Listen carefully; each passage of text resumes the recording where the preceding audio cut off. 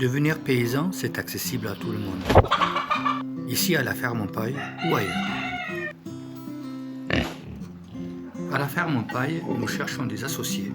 Nous vous montrons comment bien vivre de la paysannerie.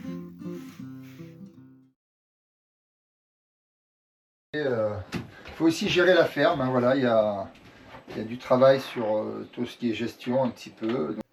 Et oui, comme tout ce qui est facturation, suivi des commandes et préparation des commandes et des bonnes livraisons et tout ça, et tout ça, et tout ça.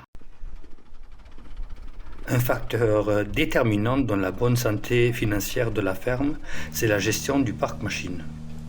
Pour parler un petit peu de tout ce qui est matériel agricole, nous, à la ferme, l'idée, elle est quand même de ne pas trop utiliser le matériel, parce qu'à chaque fois qu'on monte sur un tracteur, eh bien, c'est du gasoil qui se brûle, et puis c'est de l'usure de matériel, et tout ça coûte extrêmement cher.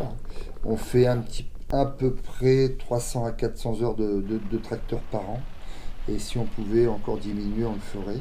L'utilisation pour laquelle on s'en sert, c'est de faire la fenaison, c'est-à-dire d'aller faire les foins au printemps, au mois de juin, par là, de sortir le fumier, puis un petit peu de travail du sol, mais de moins en moins, parce qu'aujourd'hui, on a la Cuma qui a quand même du matériel extrêmement performant, qui est des tracteurs qui sont beaucoup plus importants que les nôtres, avec du matériel derrière qui est vraiment très performant et qui permet d'avoir un bien meilleur travail du sol que non pas ce que nous on pourrait faire avec notre petit matériel.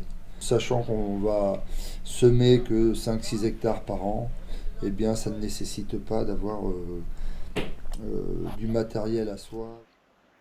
En résumé, une utilisation raisonnée du matériel existant, pas d'investissement superflu, pas d'emprunt, pas de dette, pas de remboursement à la banque.